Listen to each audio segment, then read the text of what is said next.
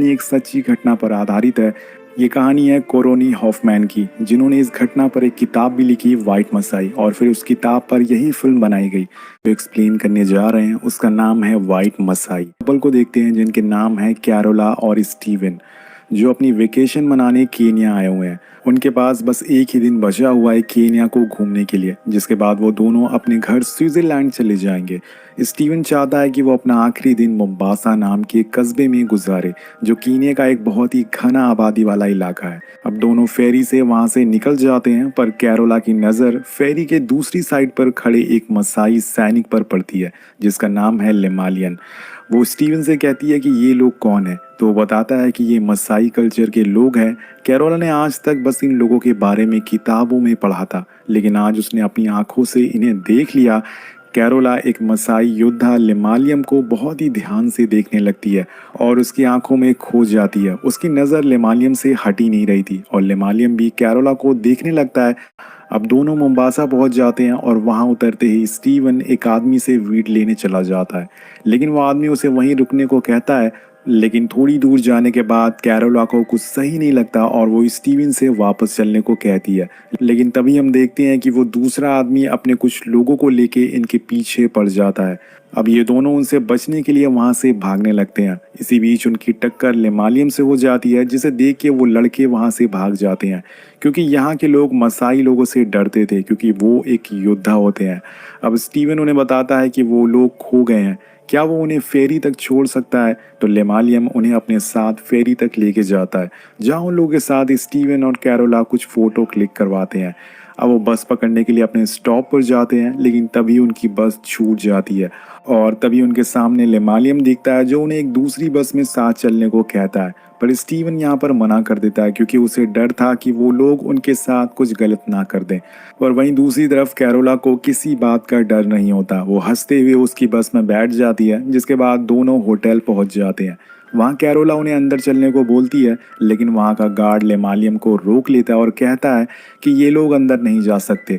ये सुनकर लेमालियम को थोड़ा दुख होता है कि वो अपने देश का योद्धा है और उसके साथ ही ऐसा व्यवहार क्यों हो रहा है, इसलिए वो दुखी होकर वहां से जाने लगता है। लेकिन कैरोला उन्हें रुकने को कहती है, पर स्टीवन को ये सब कुछ खास पसंद नहीं आ रहा था। वो उन्हें पैसे देता और कहता है कि तुम यहाँ से जा सकते हो। कैरोला उनके साथ बाहर चली जाती है और वो लोग एंजॉय करने लगते हैं। वहाँ वो दोनों एक दूसरे के साथ डांस करते हैं, लेकिन इसी बीच वहाँ स्टीवन आ जाता है और लेमालियम को धक्का दे देता है, जिससे वो भी गुस्से में आ जाता है। लेकिन कैरोला उसे माफ़ी मांगती है और उसे वहाँ से लेके चली जाती है।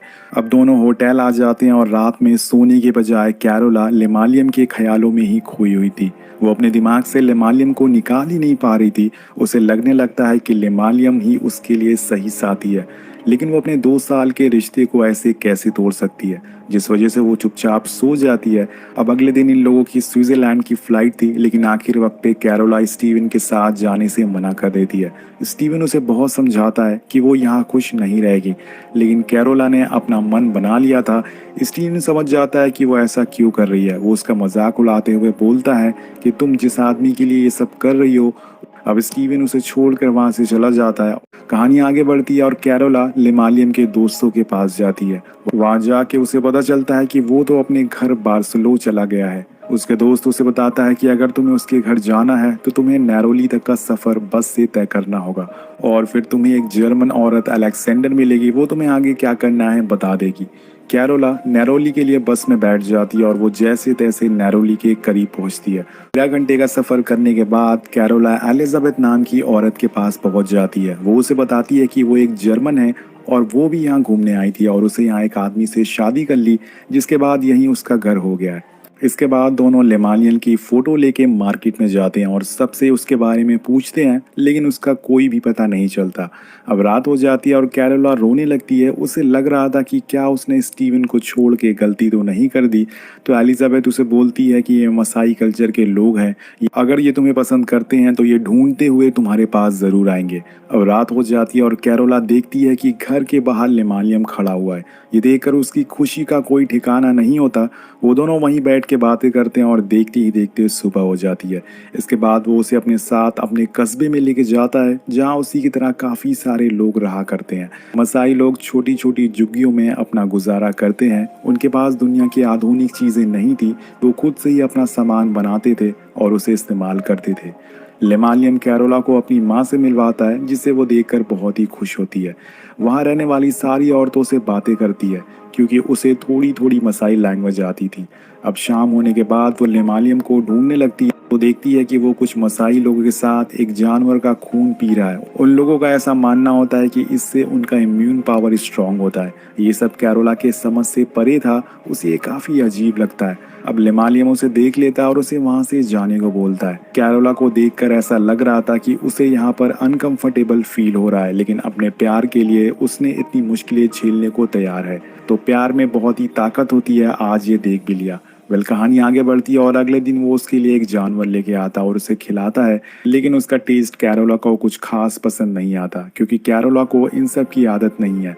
अब एक दिन कैरोला उसी जगह जाती है जहाँ सभी लोग नहाया करते थे, लेकिन वहाँ उसे लेमानियम जाने से रोक लेता है और एक दूसरी जगह लेके जाता है। दरअसल यहाँ मसाई लोग खुले में बिना कपड़ों के नहाते थे और वो इनके लिए आम बात होती है। इसके बाद कैरोला उसी कस्बे में बने एक चर्च में जाती है जहाँ उसे फादर बर्नार्डो मिलते हैं। वो फादर से पूछती है कि क्या वो मरलाई जाते हुए उसे मार्केट में छोड़ सकते हैं, लेकिन फादर उसे बहुत ही अजीब सा जवाब देते हैं। वो कहती हैं कि तुम दिखने में फिट लग रही हो, तुम पैदल ही वहां तक जा सकती हो।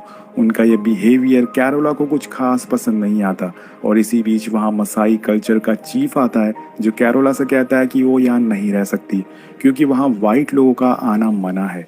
उसने यहाँ किसी से शादी भी नहीं करी है। अगर उसे यहाँ रहना है तो उसे नैरोबी शहर जाकर परमिट बनवाना पड़ेगा और रजिस्ट्रेशन करवाना होगा। कैरोला उसे कुछ पैसे देती है और अगले दिन लेमालियम के साथ नैरोबी पहुंच जाती है, लेकिन यहाँ भी लेमालियम को ऑफिसर अंदर जाने से मना कर देते हैं और इस बार लेमालियम बहुत ही गुस्से में आ जाता है। वहाँ का गार्ड उससे कहता है कि अगर उसे अंदर जाना है तो दूसरे कपड़े पहन कर आए। अब वो दोनों दोबारा कपड़े चेंज करके अंदर जाते हैं और अपना परमिट बनवा लेते हैं। वो दोनों शहर को एक्सप्लोर करते हैं और बहुत ही मजे करते हैं, जिसकी वजह से कैरोला के पास जो भी पैसे थे वो खत्म हो चुके थे। इसीलिए वो अपनी माँ को कॉल करके कुछ पैसे मंगवाती है। अब अगले दिन वो जो पैसे लेने जाती है तो वो कैशियर से थोड़ा हंस कर बात कर लेती है, जो लेमालियम को बिल्कुल पसंद नहीं आता। वो नहीं चाहता कि कैरोला उसके सिवा किसी और से हंसकर बात करे। इसके बाद वो उन पैसों से एक सेकेंड हैंड कार खरीदती है जिसकी मदद से वो शहर से अपनी ज़रूरत का सामान ला सके। वो गाड़ी लेके गांव आने लगती है, पर रास्ते में उसे काफ़ी मसाई औरतें मिलती हैं जिन्हें वो कार के पीछे बैठा लेती है। अब बीच रास्ते में लेमालियम खुद कार चलाने की जिद करने लगता है। कैरोला उसे पहले मना करती है, लेकिन फिर उसे कार चलाने के लिए दे देती है। अब जिस बात का डर होता है वही होता है दोस्तों, लेमालियम कार को ठोक देता है और इनकी जान जाते जाते बचती है। इस बात से कैरोला उस पर बहुत चिल्लाती है और पीछे बैठी औरतें लेमालियम पर हंसने लगती हैं। अब एक दिन वो लेमालियम से कहती है कि वो स्विट्जरलैंड जा रही है कुछ दिनों के लिए। ये सुन के वो दुखी हो जाता है। उसे लगता है कि कैरोला अब वापस नहीं आएगी, पर वो उसे बताती है और समझाती है कि वो वहाँ अपनी शॉप बेचने जा रही है, जिसके बाद वो वापस आ जाएगी। अब सीन शिफ्ट होता है और हम कैरोला को उसके परिवार के साथ देखते हैं, जहाँ वो सबको बताती है कि वो अब शादी करने जा रही है और वो अपनी शॉप बेचकर केनिया शिफ्ट होना चाहती है। उसके घर वाले ऐसा करने से उसे रोकते हैं, लेकिन वो अब ठान चुकी थी, वो नहीं रुकती। अब कुछ दिन बाद वो वापस गांव आ जाती है और उसे देखकर लेमालियम बेहद खुश होता है, उसे गले से लगा लेता है। इसके बाद उन दोनों की शादी हो जाती है और पूरे गांव वाले इस शादी में मौजूद थे। अब अगले दिन वो बार्सिलोना आती है एलिजाबेथ से मिलने के लिए। एलिजाबेथ दोस्तों आपको याद ही होगा, वो औरत जिससे वो पहले मिली थी, जहाँ वो उसे बताती है कि मैं एक शॉप खोलने वाली हूँ यहीं पर, जिससे मेरी इनकम का कोई सोर्स हो। एलिजाबेथ उसकी इस बात से काफ़ी खुश होती है और उसे एक स्ट्रॉन्ग वुमेन कहकर बुलाती है। यहाँ हमें ये भी पता चलता है कि कैरोला अभी प्रेग्नेंट है। इसके बाद कैरोला लेमालियम को लेके उसी जगह जाती है जहाँ वो शॉप को खोलने वाली है, लेकिन ये बात लेमालियम को कुछ खास पसंद नहीं आती कि वो एक शॉप खोलना चाहती है। वो कहता है कि उसकी शॉप खोलने की क्या ज़रूरत है, उनके पास भेड़ और बकरियां हैं जिसे वो गुजारा कर सकते हैं। पर कैरोला उसे कहती है कि हम सिर्फ मीट और शुगर खाकर गुजारा नहीं कर सकते, ज़िंदगी जीने के लिए और भी चीज़ों की ज़रूरत पड़ती है। लेमालियम ये सुनकर सोच में पड़ जाता है। इसी दौरान वहाँ एक छोटी लड़की भागते हुए आती है और कैरोला को अपने साथ चलने को कहती। हम देखते हैं कि बीच रास्ते में एक प्रेग्नेंट लेडी दर्द से चीख रही थी और उसकी डिलीवरी का टाइम हो गया था, लेकिन यहाँ कोई भी उसकी मदद करने नहीं आ रहा था। कैरोला तुरंत अपनी कार लेकर वहाँ पहुँचती है और उस औरत की हालत देखकर लेमालियम से मदद मांगती है, लेकिन लेमालियम साफ साफ मना कर देता है और वहाँ खड़ी सारी औरतें भी उसे उठाने से मना कर देती हैं, क्योंकि सभी गांव वालों का मानना था कि ये औरत एक डायन है, इसलिए कोई भी इसे छू नहीं सकता। अब ये सुन के कैरोला पूरी तरह से चौंक जाती है कि आखिर ये कैसे लोग हैं जो एक औरत को तड़पते हुए छोड़ सकते हैं। लेकिन इसी बीच लेमालियम उसकी मदद के लिए आगे आता और उसे उठाकर कार में रख देता है, पर उसके साथ जाने के बजाय वो उसे वहीं छोड़कर चला जाता है। ये देखकर कैरोला को बहुत ही अजीब लगता है। कैरोला जैसे तैसे करके उस औरत को लेके हॉस्पिटल के लिए निकलती है, लेकिन बीच रास्ते में उसका एक टायर पंचर हो जाता है। वो फौरन अपना टायर बदलने लगती है, लेकिन उस औरत का दर्द बढ़ता जा रहा था। उसकी चीखें कैरोला के कान और दिमागों को चीरती जा रही थी। वो पूरी तरह से सुन बढ़ चुकी थी। पहली बार वो अपने आप को इतना लाचार महसूस कर रही थी कि कैसे आज वो वक्त और कुछ लोगों की सोच से हार गई है। अब वो रोते हुए उस औरत से माफ़ी मांगती है कि वो उसकी मदद नहीं कर पाई। वेल कैरोला जैसे तैसे करके उसे हॉस्पिटल पहुंचाती है, लेकिन तब तक बहुत ही देर हो चुकी थी। उस औरत की लेबर पेन की वजह से मौत हो जाती है और शायद लेमालियम और गांव वालों ने आज अगर उसकी मदद की होती तो वो जिंदा होती। ये सोचकर कैरोला रोने लगती है और इसी बीच वहाँ पर एलिजाबेथ आती है, जो उसे दुखी देख के उसे कहती है कि यहाँ अक्सर ऐसा होता रहता है, यहाँ की ज़िंदगी बहुत ही मुश्किल है। कुछ दिन बाद कैरोला अपनी शॉप खोल लेती है और वहाँ पर एक ट्रक ड्राइवर आता है जो कैरोला से शॉप के सामानों का हिसाब कर रहा था। वो उसे थोड़ा हंसकर बात कर लेती है और ये बात लेमालियम को पसंद नहीं आती। वो उसे घूरने लगता है क्योंकि उसे पसंद नहीं था कि वो किसी और से बात करे। अब धीरे धीरे लेमालियम का व्यवहार में बदलाव आने लगता है। वो शक्की बनता जा रहा था। अब कहानी आगे बढ़ती है और एक दिन दुकान पर चीफ एक लड़के को लेके आता है जो उसका नेफ्यू था। वो कैरोला से उसे अपनी शॉप पर रखने को कहता है, लेकिन कैरोला उसे मना कर देती है और फिर वो उसे धमकाने लगता है कि तुम्हारी दुकान का कोई भी रजिस्ट्रेशन नहीं है, इसलिए तुम्हें इसे रखना ही होगा। अब कोई चारा ना होने की वजह से वो उसे रख लेती है। अगले दिन उसके शॉप पे काफ़ी लोग आते हैं, काफ़ी कस्टमर उसके सामान खरीदने आते हैं, जिसे देख के कैरोला बहुत ही खुश होती है। पर यहाँ पे चीफ का भांजा कुछ भी काम नहीं कर रहा था। वो फालतू बस इधर उधर घूमता रहता था और फ्री की वाइन पीता था, जो कैरोला को बिल्कुल भी पसंद नहीं आता। वहीं एक दिन शॉप पे फादर भी आते हैं जो कैरोला को बताते हैं कि उसे किसी भी आदमी से ऐसे हंसकर बात नहीं करना चाहिए। यहाँ पे लोग इसका गलत मतलब निकाल लेते हैं। अब बारिश का मौसम आ चुका था, पर यहाँ कैरोला के दिन अब कुछ खास नहीं बीत रहे थे कि लेमालियम उसकी हेल्प करने के बजाय अपने दोस्तों के साथ बैठ के बियर पीता था। सारा काम कैरोला को खुद करना पड़ता था और वो प्रेग्नेंट भी थी, लेकिन वो लेमालियम को कुछ भी नहीं बोलती और चुपचाप अपनी दुकान संभालती रहती है। एक दिन लेमालियम शॉप पर आता है तो देखता है कि पीछे का दरवाज़ा खुला हुआ है। उसे लगता है कि यहाँ पर कोई आया था कैरोला से मिलने के लिए। वो दोबारा उस पर शक करने लगता है, जिसके बाद उन दोनों में काफ़ी बहस होती है और ये सारी बातें सुन के कैरोला को बहुत ही दुख होता है। वो लेमालियम को समझा कर थक चुकी थी, लेकिन उसकी शक की बीमारी दूर ही नहीं हो रही थी। अब एक बारी कैरोला को पता चलता है कि लेमालियम अपने दोस्तों को उधार सामान दे रहा है, जिससे कि उसे काफ़ी नुकसान हो रहा है। इस बारे में वो उसे पूछती है, जिसे वो एक्सेप्ट भी कर लेता है। जिसके बाद कैरोला उसे समझाती है कि ऐसा मत करो वरना हमें बहुत ही नुकसान होगा। तो लेमालियम कहता है कि ऐसा कुछ नहीं है, वो हमारे दोस्त और रिलेटिव हैं। कैरोला कहती है कि यहाँ पर हर कोई तुम्हारा दोस्त और रिलेटिव है। अगर हम सभी को उधार देने लग गए तो हमारी दुकान बर्बाद हो जाएगी। ये सुनकर लेमालियम कहता है कि तो क्या हुआ, तुम स्विट्जरलैंड जाके और पैसे ला सकती हो। कैरोला उसे गुस्से में कहती है कि मेरे पास अब और पैसे नहीं है, सारे पैसे मैंने दुकान बेचकर ख़त्म कर चुकी हूँ। अब कैरोला चुपचाप हो जाती है और लेमालियम उठ के जाने लगता है, लेकिन एक बार फिर वो उसे रोकने की कोशिश करती है। यहाँ पे गलती लेमालियम की थी, लेकिन माफ़ी वो मांगती है क्योंकि वो उसे सच्चा प्यार करती है और वो नहीं चाहती कि लेमालियम उससे दूर जाए। अब एक दिन शॉप बंद करके वो घर आ रही होती है, तभी अचानक से उसे लेबर पेन होना चालू हो जाता है। उसकी डिलीवरी का टाइम आ चुका था। कुछ लोग उसे लेके घर जाते हैं और अपने तरीके से उसकी डिलीवरी करने लगते हैं। कैरोला बहुत ही डरी हुई थी। उसे डर था कि कहीं उसकी भी हालत उसी औरत की तरह ना हो जाए। लेकिन तभी फादर एक इमरजेंसी फ्लाइट बुलाते हैं जिसमें कैरोला को हॉस्पिटल पहुंचाया जाता है, जहाँ पर वो एक लड़की को जन्म देती है। ये सुन के लेमालियम बहुत ही खुश होता है। अगले दिन वो घर आ जाती है और जब वो शॉप पर जाती है तो चौंक जाती है क्योंकि उसके शॉप का सारा सामान गायब था। वो देखती है कि लेमालियम चीफ को शॉप पे कुछ पैसे दे रहा होता है। उसे पूछने में पता चलता है कि वो ये पैसे प्रोटेक्शन के लिए दे रहा है, लेकिन कैरोला को पता था कि चीफ लेमालियम को बेवकूफ़ बनाकर ये सब पैसे ले लेता है। वो चीफ से पैसे वापस मांगती है और अब से खुद ही दुकान संभालने का फैसला करती है और सभी को उधार देना बंद कर देती है। यहाँ चीफ का भांजा भी कुछ काम नहीं कर रहा होता है, इसलिए वो उसे भी काम से निकाल देती है। अब ये बात लेमालियम को कुछ खास पसंद नहीं आती।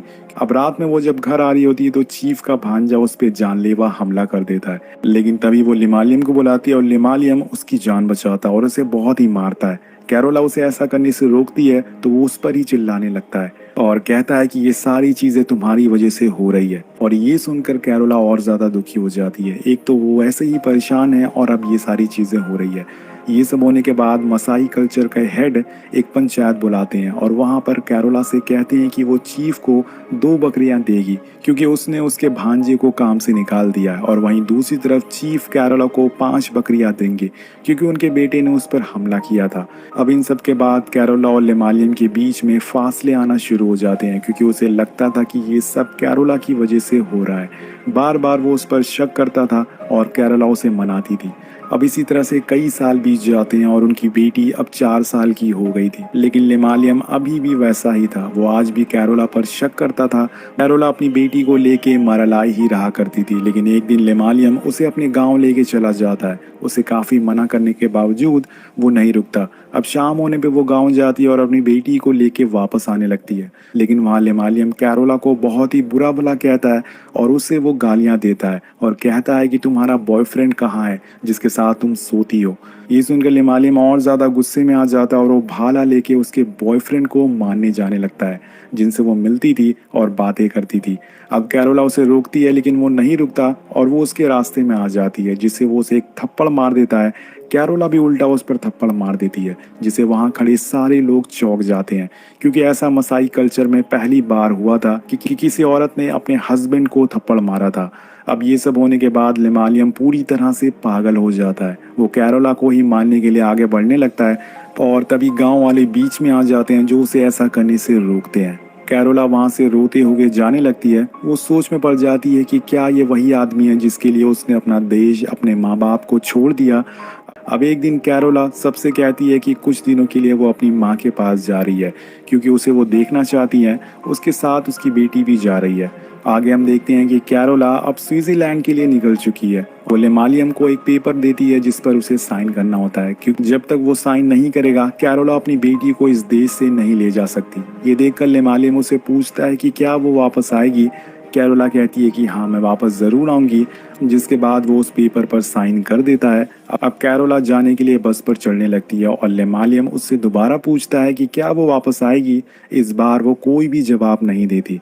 लेमालियम को पता चल चुका था कि अब वो कभी भी वापस नहीं आएगी। वो उसे आखिरी बार देख रहा होता है और वो अपनी बेटी के सर पर हाथ रखता है और कहता है कि मुझे पता है कि तुम वापस नहीं आओगी। कैरोला कोई भी जवाब नहीं देती और चुपचाप जाके बस में बैठ जाती है। थोड़ी देर बाद बस चलने लगती है और जैसे जैसे वो दूर जाती जा रही थी लेमालियम अपने परिवार से दूर होता जा रहा था। लेमालियम से दूर जाते हुए कैरोला भी रोने लगती है, लेकिन उसे खुद पर यकीन था कि उसने जो भी फैसला लिया है वो सही होगा। कहानी के आखिर में हमें बताया जाता है कि कैरोला फिर कभी केन्या लौट कर नहीं आई। प्लीज सब्सक्राइब करके चैनल को आगे बढ़ाएं।